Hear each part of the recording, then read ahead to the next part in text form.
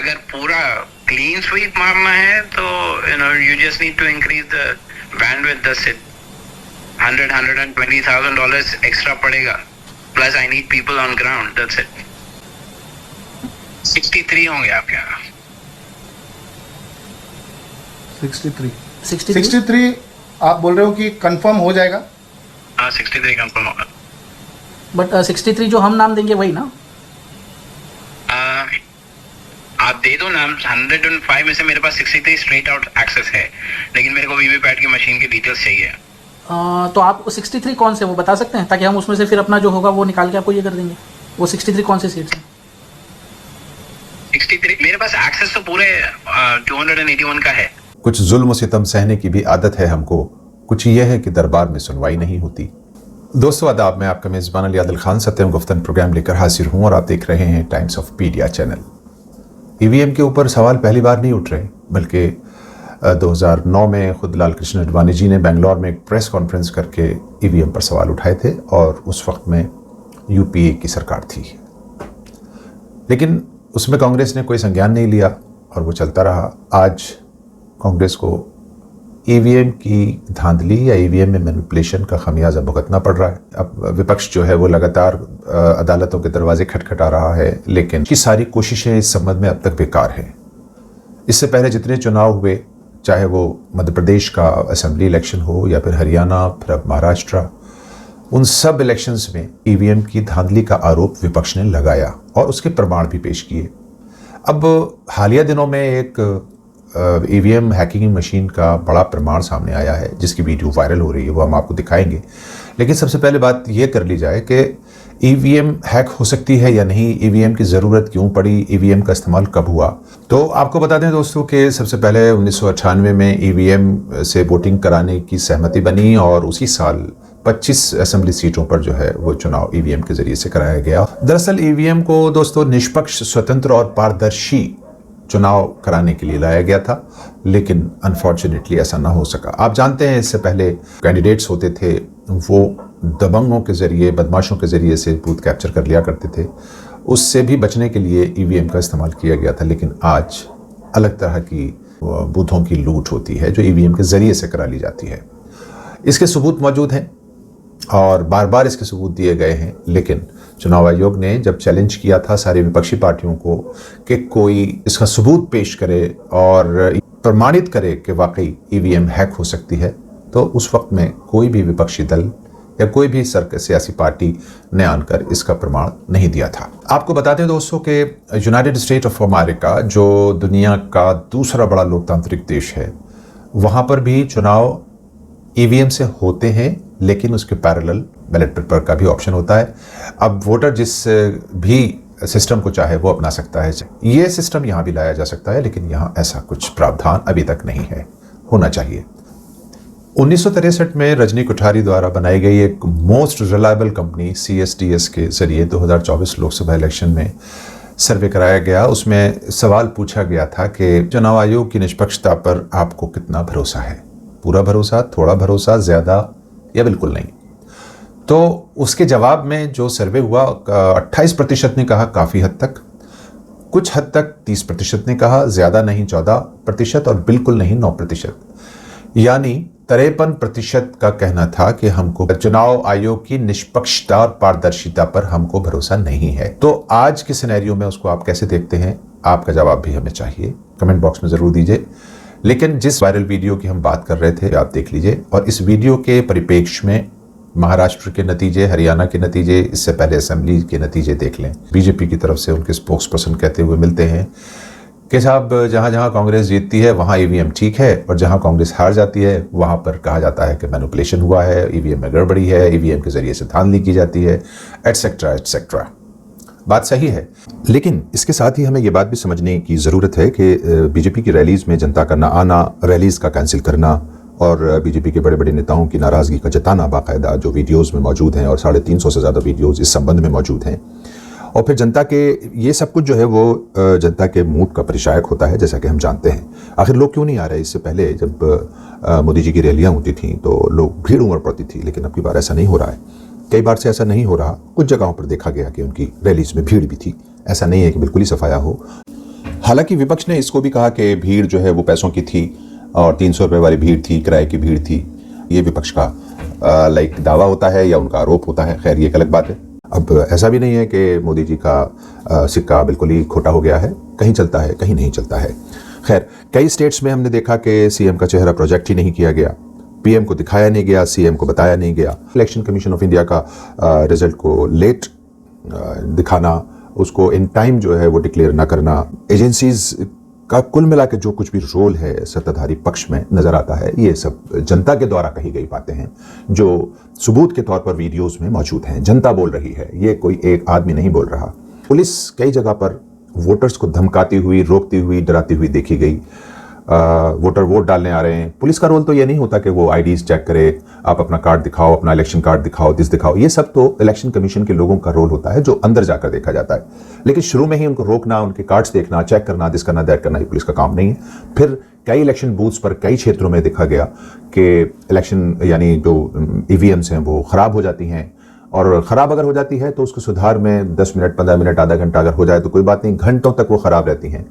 और हास्यास्पद बात यह है कि वो जो ईवीएम मशीनें अक्सर ख़राब हुई हैं, अक्सर का लफ्ज़ मैं इस्तेमाल कर रहा हूँ, वो उन्हीं इलाकों में ख़राब हुई हैं जहाँ सत्ता पक्ष के खिलाफ वोटिंग हो रही थी। तो ये सारे के सारे इंसिडेंट्स जो हैं वो इस शक की सुई को एकदम उधर ले जाते हैं जहां इन तमाम एजेंसीज, ईवीएम्स और ईसीआई के रोल पर सवालिया निशान है।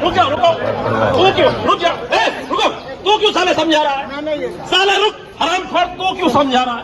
हरामखोर तू क्यों समझा रहा है? मैं हरामखोर हूं, तुम क्यों समझा रहा है?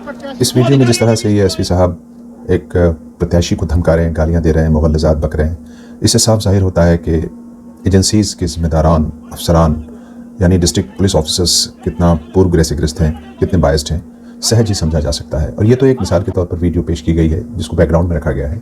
इसके अलावा अनगिनत वीडियोज़ ऐसी हैं जहाँ पुलिस का और जिला अधिकारियों का रवैया ऐसा या इससे ज़्यादा भी ख़राब है। अच्छा, सत्ताधारी पार्टी की भी ये मजबूरी है कि हर एक इलाके में, हर एक इलेक्शन में वो अपनी जीत को घोषित नहीं कर सकती, क्योंकि फिर तो सीधे सीधे हो जाएगा कि इलेक्शन हुआ ही नहीं, एक तरफा सारा जो है वो एजेंसीज़ का इस्तेमाल करके और पूरे प्रशासन उसका इस्तेमाल करके अपने फेवर में करा लिया गया। इसलिए उन्हें कहीं हारना भी होता है, ये एक स्ट्रेटेजी का हिस्सा होता है। आप तो देश में इसको लगातार देख ही रहे हैं किस तरह से यानी बीजेपी दूसरी पार्टियों को खरीद कर, उनके मेंबर्स को खरीद कर अपनी सरकारें बना चुकी है। इस वीडियो पर आप अपना क्या तासुर रखते हैं, कमेंट बॉक्स में हमें ज़रूर बताइए। दोस्तों, अब उस वायरल वीडियो को भी आप देख लें जिसका हमने शुरू में जिक्र किया था, और इस वीडियो को देखने के बाद आपकी क्या राय बनती है, आपका क्या इरादा बनता है और आपका कमेंट क्या होगा, वो हमें ज़रूर भेजिए ताकि हम उसको अगले प्रोग्राम में शामिल कर सकें। 15-975-2600 नहीं इधर I frame on, I am receiving the call. Okay,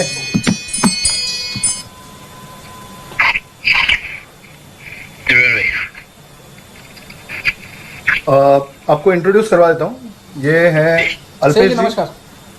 Alpesh जी हैं, ये हमारे, इनका आपको पता होगा इनके पास 102 सीट्स इनको दी गई है।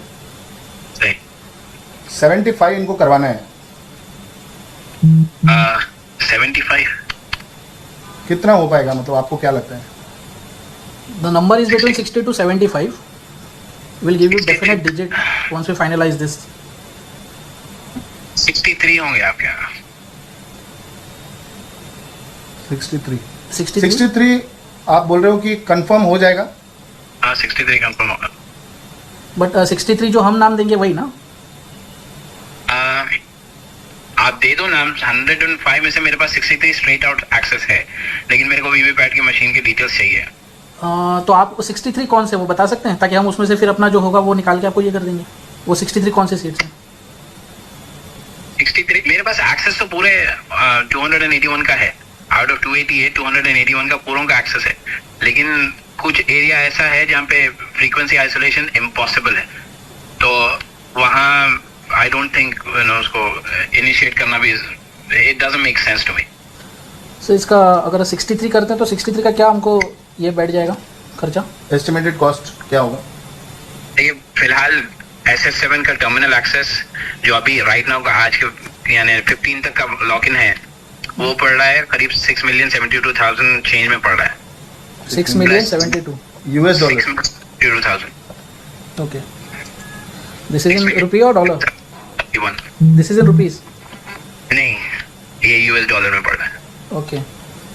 अब इंडियन रुपी में कराओ तो 52 CR 53 CR के आसपास पड़ रहा है। जी जी। पूरे अगर पूरा क्लीन स्वीप मारना है तो you just need to increase the bandwidth, that's it.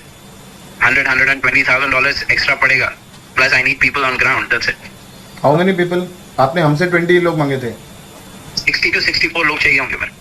60 to 64 मतलब इनका क्या रोल होगा या ये किस लिए, आप कैसे आपको हेल्प कर सकेंगे? Isolate the signal. Okay. तो अब इंडिया में 2G नेटवर्क नहीं रहा, सारे 4G 5G पे है। तो 2G नेटवर्क को आइसोलेट करने के लिए I need frequency between 102 and 150। तो ये लोग हम तो आपको उसके- देंगे या आपके रहेंगे? हाँ, ये 60 to 64 पीपल आप लेंगे, चूज करेंगे, आपके रहेंगे या हम आपको प्रोवाइड करें? कीजिए आप, उसमें कुछ नहीं है। I need someone to carry a phone and access the application, a particular application which will scan the area and come up with that, okay, which frequency which we can isolate। एक frequency police का radio use करता है, walkie talkie का जो network है, और उसी के लगभग वही शॉर्टवेव के ड्यूरेशन में ईवीएम की फ्रीक्वेंसी मैच होती है।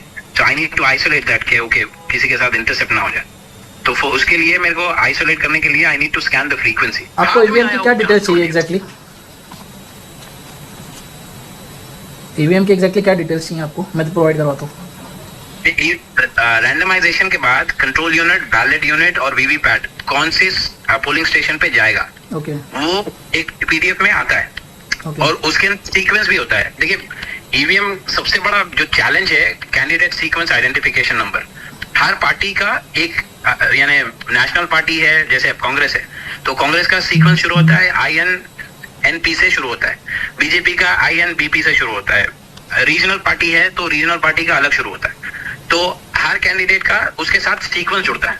कोई पोलिंग बूथ पे, यानी मान लीजिए 300 पोलिंग बूथ है, 300 पोलिंग बूथ में 50 पोलिंग बूथ पे वो कैंडिडेट 1 पे कांग्रेस रहेगा, 50 पोलिंग बूथ पे कैंडिडेट 2 कांग्रेस पे रहेगा। तो ये सीक्वेंस जो अलग हो रहा है, उससे दिक्कत ये आती है कि अगर मैं कैंडिडेट एक के ऊपर ही पूरा मारूं, और अगर एक कैंडिडेट के ऊपर अगर कांग्रेस 50 जगह है, 100 जगह नहीं है, समझ गया तो मेरे हाथ से जो है बीजेपी जीत जाएगी। समझ गया। तो ये चाहता मैं, अगर मेरे पास वीवीपैट की डिटेल्स है तो ओके, आई नो कि भाई ये वीवीपैट के अंदर बिट सीक्वेंस कौन सा है, कौन से बटन के ऊपर कौन से कैंडिडेट का सिंबल लगा हुआ है, मुझे ये पता चल जाता है। At least I can read that. So मेरे को एग्जैक्टली वो फाइल रैंडमाइजेशन के बाद जो रिटर्निंग ऑफिसर से आप पूछो, रिटर्निंग ऑफिसर दे देता है।